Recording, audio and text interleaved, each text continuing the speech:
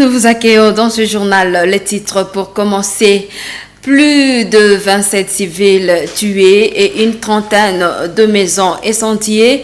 Bilan d'une incursion attribuée aux forces démocratiques alliées ADEF ce dimanche 5 juin dans les villages de Bois-Bassoura et Otomabéré en territoire d'Irumu en Ituri. La journée de ce lundi, cette agglomération s'est vidée de ses habitants.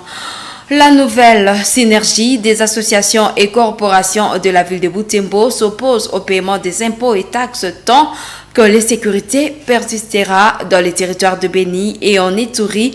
Dans une déclaration rendue publique ce lundi 6 juin, cette synergie appelle la population à observer 2 journées villes mortes le vendredi et le samedi 11 juin pour décrier la situation sécuritaire dans la région. Tout pour le sommaire.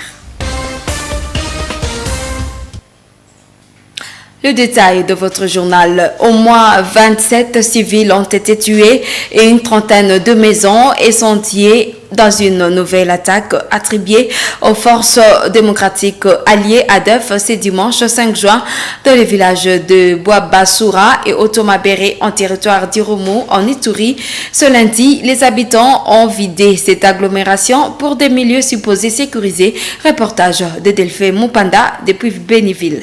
C'était aux heures du soir, lorsque Bonasoura et Otomabère ont été pris d'assaut par les hommes armés. Ils ont tué des civils, essentiellement par armes blanches et en feu. D'autres ont été brûlés dans leur maison. Au moins 30 maisons d'habitation ont été réduites à centre, indique la société civile locale. D'après Christophe Mouniandero, chef d'antenne de la Convention pour le respect des droits de l'homme, CRDH, plusieurs autres civils sont portés disparus, mais ces bilans restent encore provisoires. Ces bilans venaient de passer de 20 civils tués à 27. C'est encore un bilan provisoire parce que les fouilles continue. Il y a des populations civiles qui ont été prises en otage par ces rebelles ougandais de l'ADF. Peut-être il y a certaines qui ont été atteintes par balles. Les populations civiles venaient d'être brûlées vives dans leurs propres maisons. Nombreux de civils tués dans cette attaque sont habités du territoire de Béni, notamment Oicha et d'autres des villes de Béni et Butembo, où leurs corps sont en train d'être acheminés. Christophe Mouniandero alerte sur le campement des ADF dans la chefferie de Wallace et Vonkontou, d'où il planifierait des attaques contre les civils et appelle les autorités militaires à intensifier les opérations de la force conjointe FARDC UPDF dans tous ces territoires pour mettre fin à l'activisme des ADF.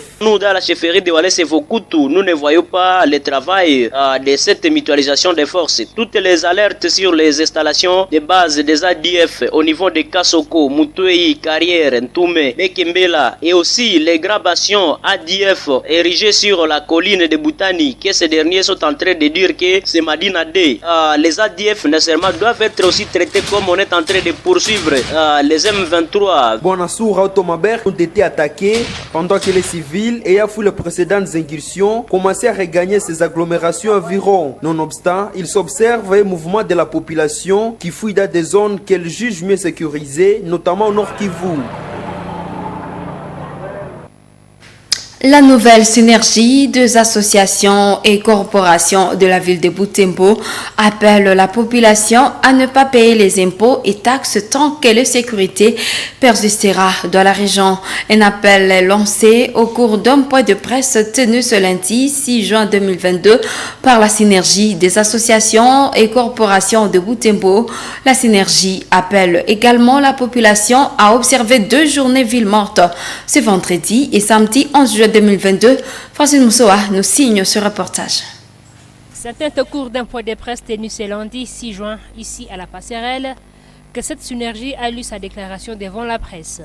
Cette structure s'insurge contre la prorogation de l'état des sièges, qu'elle qualifie d'illogique, étant donné que les massacres des civils innocents restent récurrents dans les 2 provinces sous état de siège.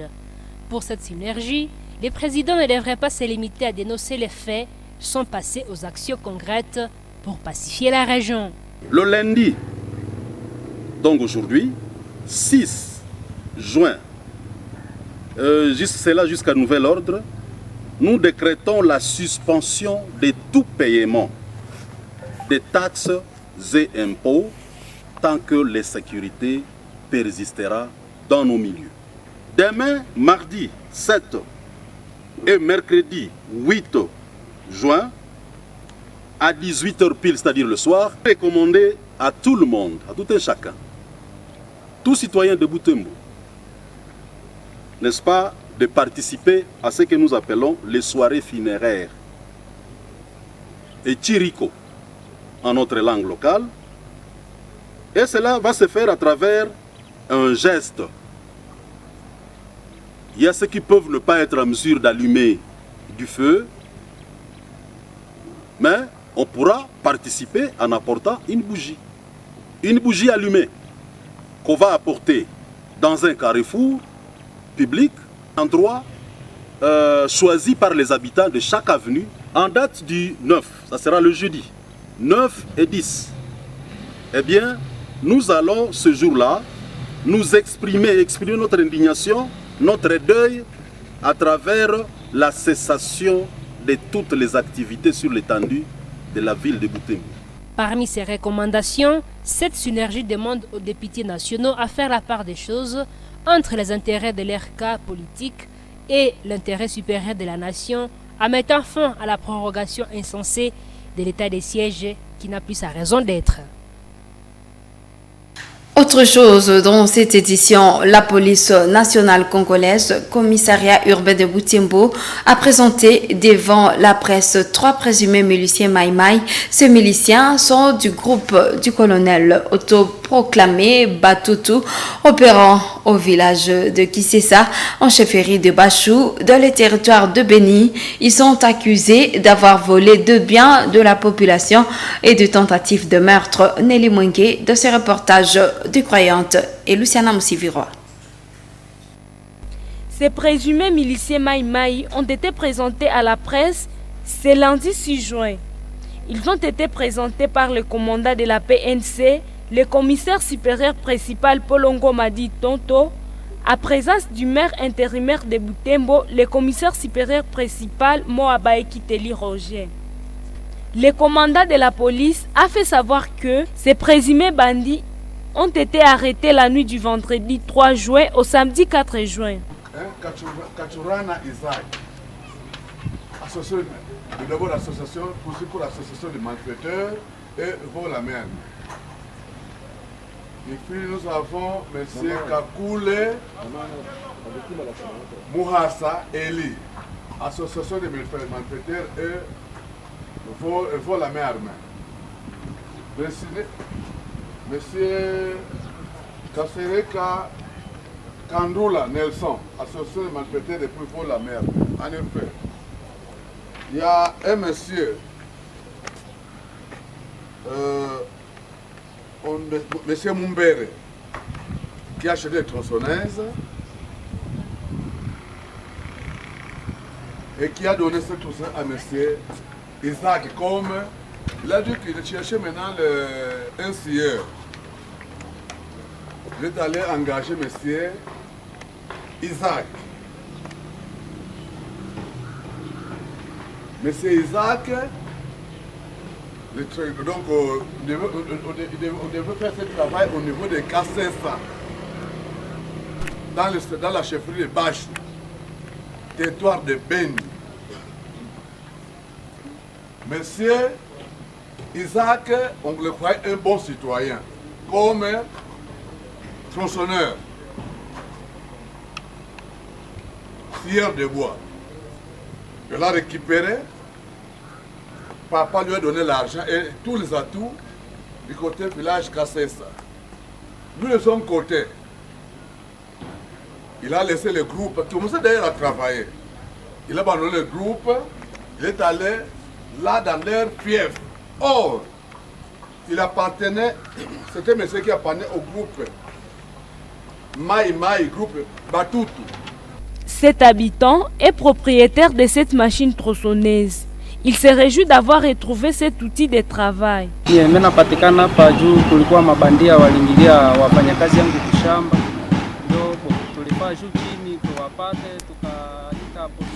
Ici au bureau de la PNC, je suis venu retirer ma machine tronçonneuse dont les voleurs s'étaient emparés. Elle est maintenant à ma possession. Je dis merci à la police.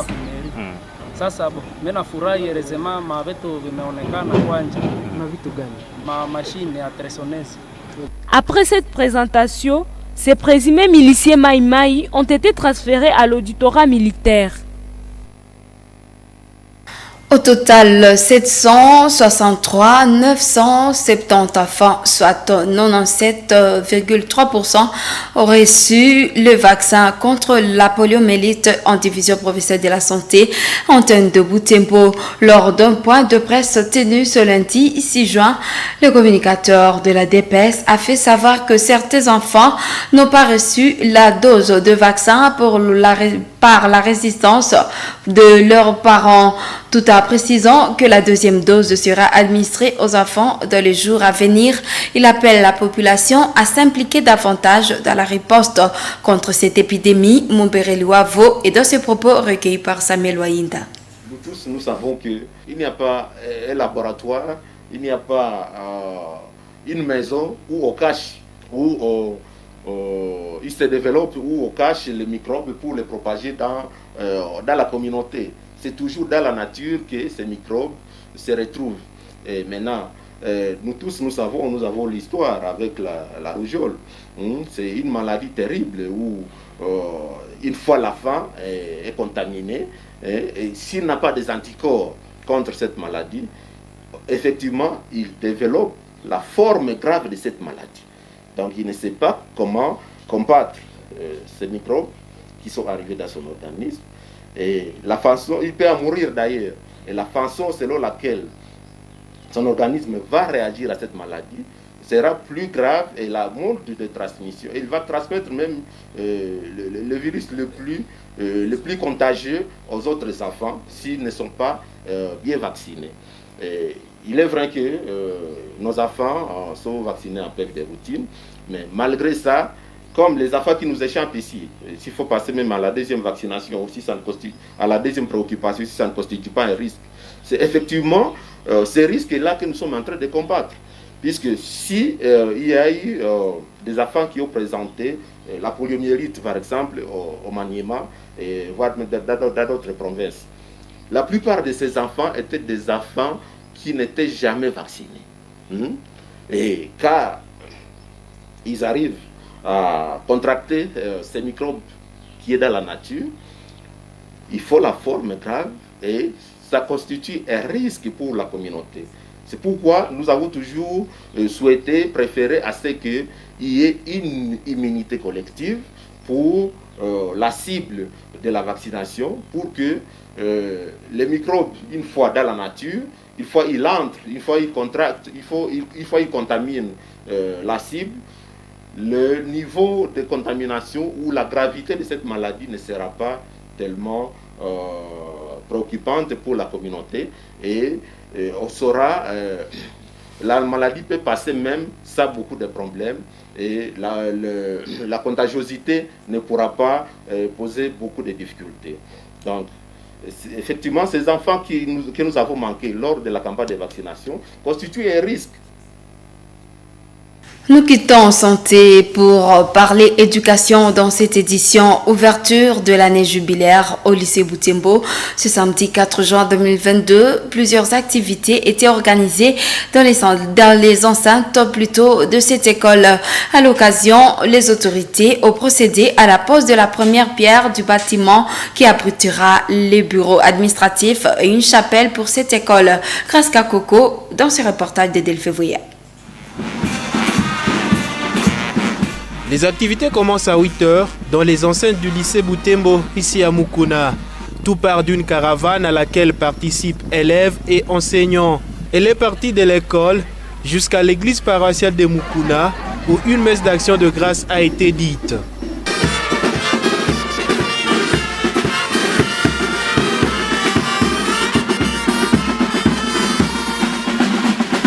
Cette messe est présidée par l'évêque de Butembo Béni, entouré de 8 prêtres et des diacres.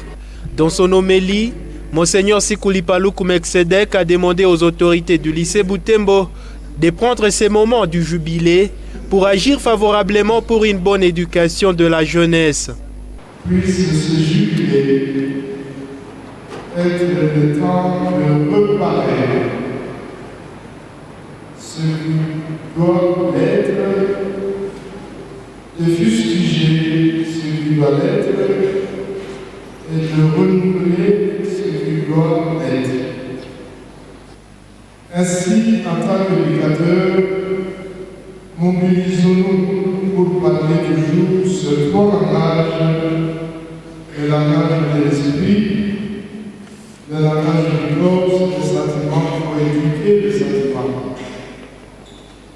et la rage de demain.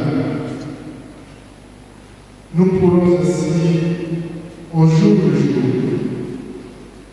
rendre votre témoignage au Christ et par la force de l'Esprit Saint devenir digne d'être appelés ses disciples. À la fin de cette célébration eucharistique, les élèves et leurs enseignants ont défilé au rythme de la fanfare jusque dans les enceintes de leur école.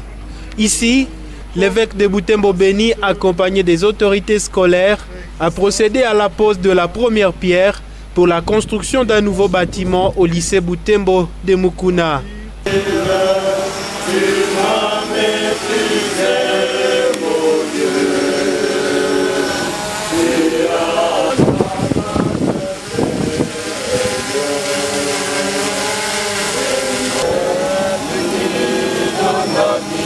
Les plans de cette construction prévoient un bâtiment à 2 niveaux. Le rez-de-chaussée abritera les bureaux administratifs, le premier bâtiment de salle de classe et le deuxième, une chapelle. Tembo Musango Floribert, préfet des études au lycée Butembo, appelle la communauté de la ville de Butembo à contribuer à l'accomplissement de cette œuvre. L'école est en train de progresser. Elle a commencé timidement en 1998 et voilà, déjà avec 5 ans, elle est déjà une très grande structure, de telle sorte qu'on ne peut même plus croire que c'est une nouvelle école. Dans le futur, pour dire que l'école est en train de progresser, nous avons déjà réalisé beaucoup de choses, mais nous avons aussi des perspectives d'avenir. Et dans ces perspectives, nous pensons qu'avec le lancement de l'année jubilaire, nous voudrions construire un monument du jubilé. Et ce monument-là servira même de symbole, de telle sorte que celui qui passera, il dira « Ah, voilà, ils ont déjà célébré les 25 ans et voici ce qu'ils se sont assignés comme projet. » Dans la série des discours de circonstances, le commissaire provincial de Père Carme, le Père Cléophas Maoulou, a remercié les parents pour la confiance placée en cette école. Et en fêtant justement 25 ans d'existence, nous voulons justement remercier nos partenaires qui sont les parents, qui nous aident dans la prise en charge de notre école, justement à payer le nécessaire pour les enfants qui étudient chez nous. Le lycée Butembo a été créé en 1997 par le Père Carme. Il est situé au quartier Mukuna, dans la commune Bulengera.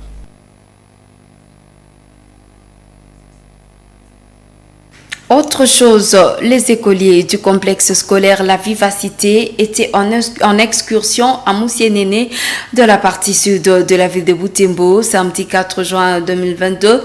Ce déplacement était inscrit dans les cadres de la découverte chez les apprenants, a indiqué le directeur Mouindo Filémon. Reportage de Croyante et Luciana Moussivirois.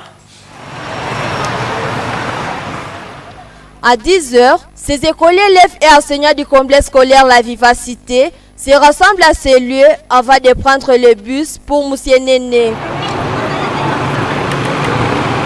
Mise à place terminée, ils commencent leur voyage.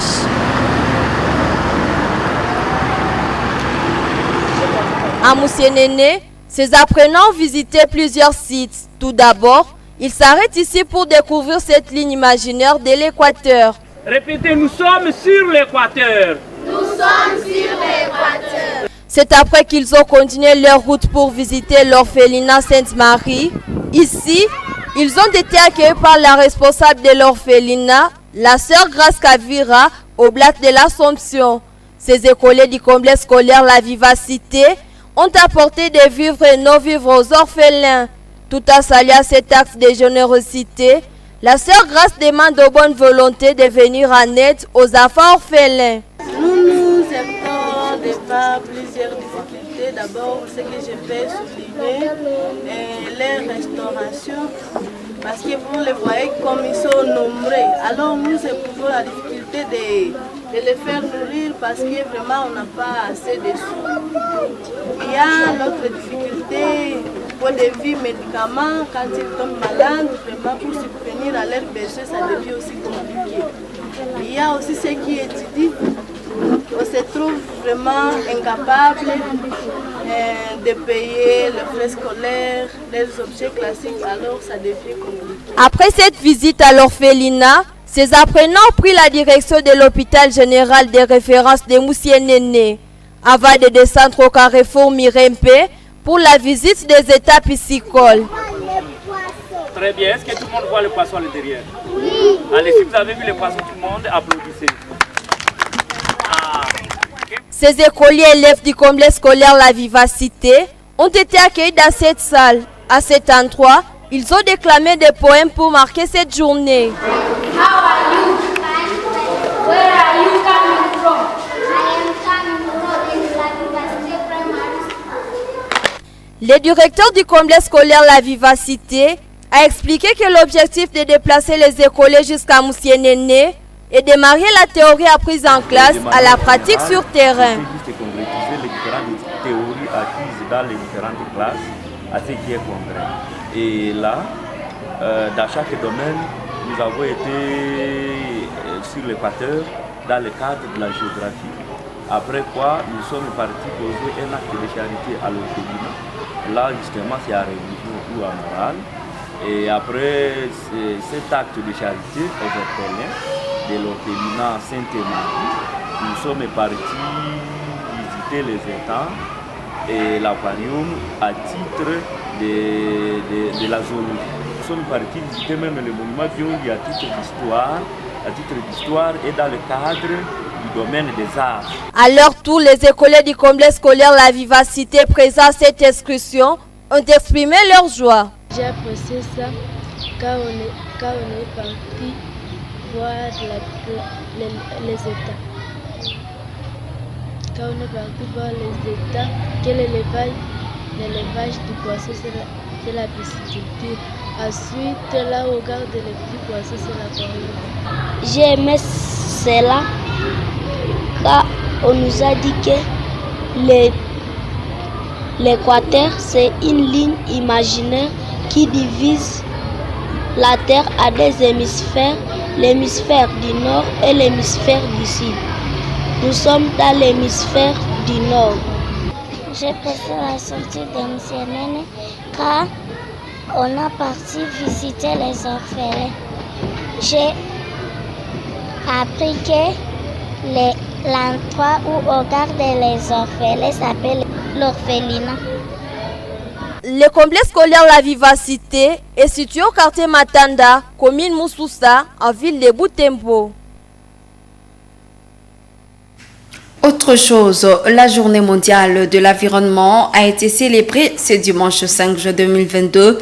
Cette journée vise à sensibiliser la population sur la gestion de l'environnement en vue des changements positifs. Pour marquer cette journée, les étudiants de l'UACISA au département de gestion de l'environnement ont planté des arbres au site de Mirador. Reportage Grace Kaniki rendu par Georgine. Ils sont une dizaine, ces étudiants inscrits en département de gestion de l'environnement à l'UACISDA. Le samedi 4 juin, soit un jour avant la date prévue pour célébrer la journée de l'environnement, ces étudiants étaient mobilisés pour planter des arbres fruitiers et quelques fleurs dans la cour du site Mirador à l'UACISDA. Lydie Kawalina a indiqué qu'en environnement, l'arbre joue un rôle très important dans les changements climatiques. Donc on se rend compte que les manières de développement de l'être humain ont détruit l'environnement jusqu'à maintenant et continuent à le détruire. Mais est-ce qu'il y a des solutions?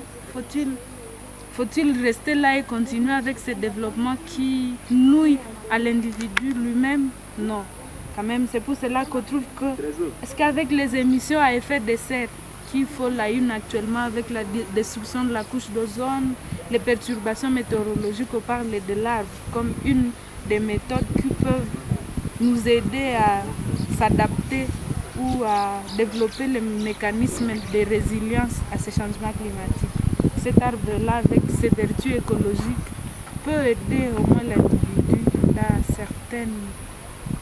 une certaine mesure à s'adapter à ces changements climatiques. Cette étudiante en gestion de l'environnement note que les effets de ces changements climatiques sont actuellement plus perceptibles en agriculture. ce qui ne permet plus aux agriculteurs d'obtenir des bons rendements. Vraiment, les paysans sont en train d'en souffrir. Parce que les saisons auxquelles on ne s'attend pas aux pluies, mais actuellement on observe des pluies abondantes, malheureusement, qui détruisent les cultures ou qui ont un impact significatif sur le rendement. Donc à ce sens, moi je pense que c'est question de développer des techniques d'adaptation au changement climatique. Si par exemple, c'est l'arbre comme celle-là, nous venons de la planter, mais celle-là va jouer sur le cycle de l'eau parce que l'arbre c'est un élément moteur dans le cycle de l'eau. La Journée mondiale de l'environnement a été instituée par les Nations Unies depuis les années 1973. Elle a pour objectif de sensibiliser la population à une bonne gestion de l'environnement. Autre chose, le président de la République démocratique du Congo, Félix Tshisekedi, était en visite en République du Congo ce dimanche 6 juin. Dans leur entretien, les deux chefs d'État, Félix Tshisekedi et son homologue Denis Sassou Nguesso, ont échangé autour des différends qui opposent la RDC au Rwanda. Détail de ce récit de la presse présidentielle. Cette visite a été marquée par l'entretien du président de la RDC et son homologue du Brazzaville, Denis Sassou Nguesso. La rencontre de ces deux chefs d'État intervient dans un contexte de raffermissement des bonnes relations et coopération entre Kinshasa et Brazzaville. Les deux présidents ont également échangé autour des différends qui opposent la RDC et le Rwanda. Le chef de l'État, Félix Antoine Tshisekedi, a réitéré sa volonté et sa détermination à militer pour la paix et le développement de son pays et tous ses pays voisins. Dès mon accession au pouvoir, j'ai voulu envoyer un message très clair à tous les pays frères voisins, un message de paix, un message de solidarité pour que nous puissions ensemble nous liguer pour faire face aux difficultés du moment dans le monde et dans nos pays, et tourner ceux-ci, nos pays, vers le développement plutôt que vivre les tensions du passé. Et j'ai toujours soutenu qu'il fallait plutôt construire des ponts au lieu de construire des murs. Ça a toujours été mon leitmotiv. Malheureusement, aujourd'hui, nous en sommes là où nous sommes. Je suis le premier affecté, comme je le disais, et j'espère que la situation n'en restera pas là. Ému de la visite de son homologue congolais, le président Denis Sassou Nguesso a lancé un message de paix, sans lequel l'Afrique ne saura relever les multiples défis face auxquels elle est confrontée. Aujourd'hui, l'Afrique a de nombreux défis à relever. Crise sanitaire, économique, financière, et même les défis de l'alimentation de nos populations. Et nous ne voyons pas comment nous pouvons relever ces défis en Afrique s'il n'y a pas un climat de paix et de coopération en Afrique. Au terme de cet entretien fructueux des coopérations entre Kinshasa et Brazzaville, le chef de l'État Félix Tshisekedi a regagné son pays.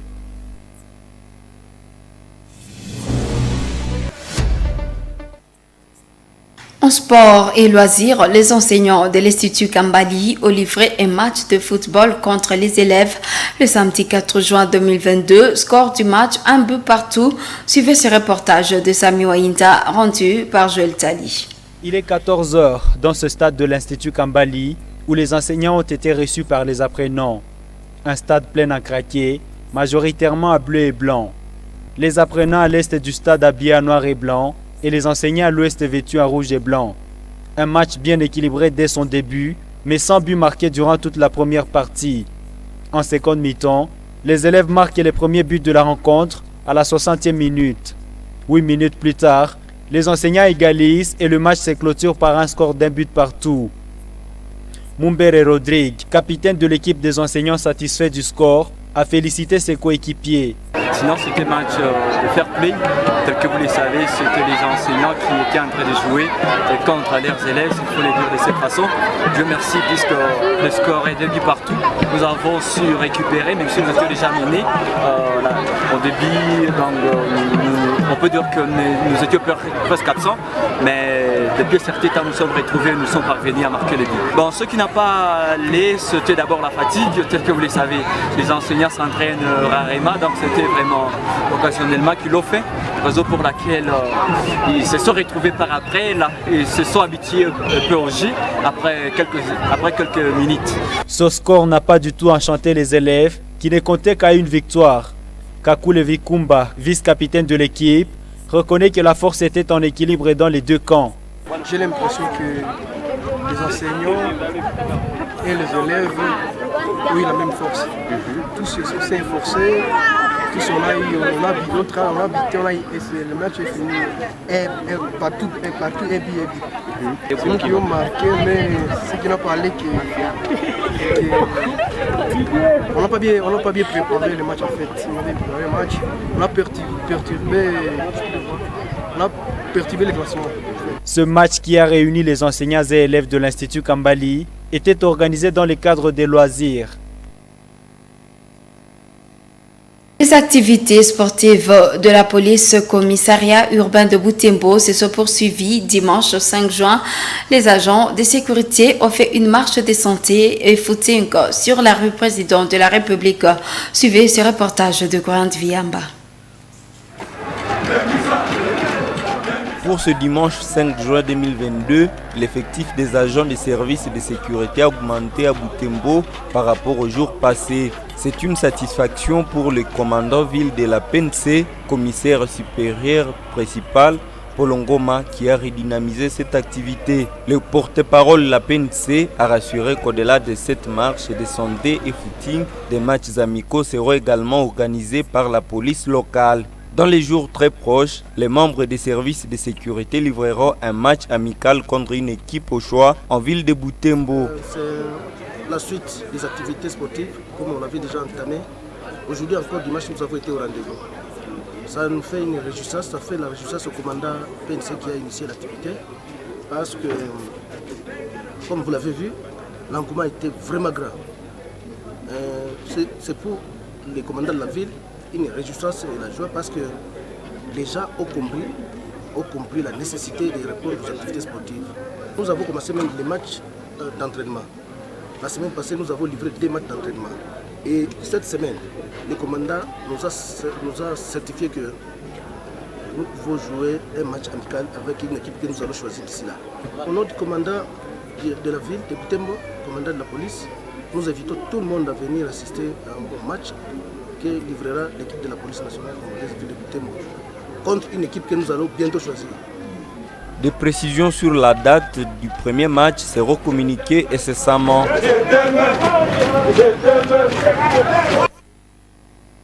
Toujours en sport, au lendemain de la défaite à domicile devant le Panthère du Gabon en match de la première journée des éliminatoires de la CAN, la sélection de la RDC s'est envolée le dimanche pour le Soudan.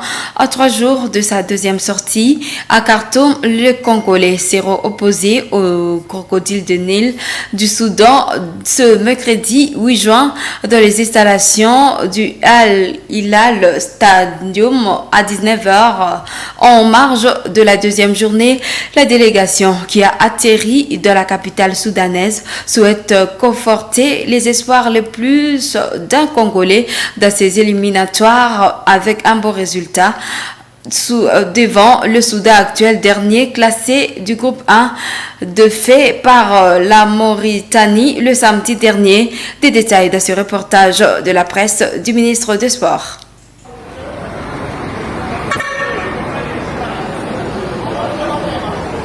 Ce n'était pas facile pour les léopards congolais de descendre à l'aéroport international de Njili ce dimanche. La déception et la colère après la défaite 1-0 face au Gabon étaient lisibles sur les Congolais présents à l'aéroport, obligés donc de rester dans le bus jusqu'à la fin des formalités avant de descendre.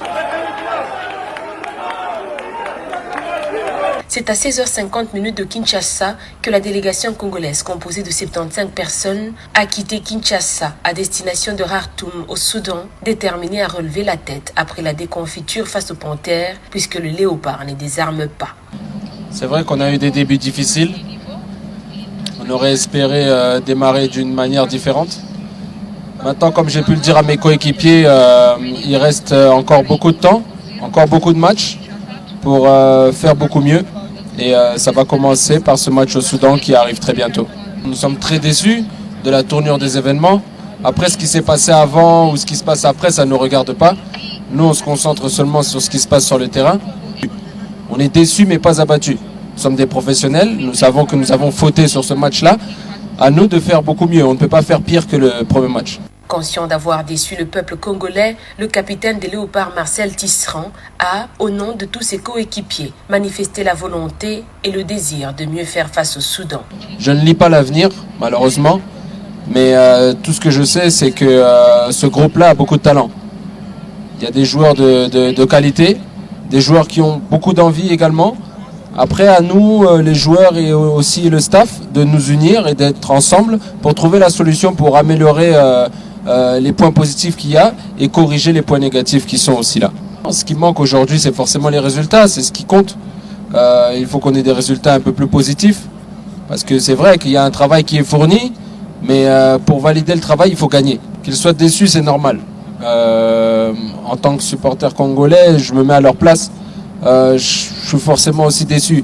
Mais maintenant, ce que je leur demande, c'est d'être derrière nous. On va avoir besoin d'eux. Malheureusement, au stade, on n'a pas pu avoir nos supporters derrière nous. Ça nous a aussi fait du mal. Mais je sais que beaucoup de Congolais étaient derrière leur écran pour nous soutenir. On va avoir besoin d'eux encore pour nous soutenir tout au long de cette campagne. Une victoire en terre soudanaise mercredi prochain s'avère importante pour redorer l'image de la République démocratique du Congo, ternie après 2 défaites consécutives de la sélection aux éliminatoires à la Coupe du Monde 2022 et aux éliminatoires à la CAN 2023. C'est la fin de cette édition. Merci de l'avoir suivi. Au revoir.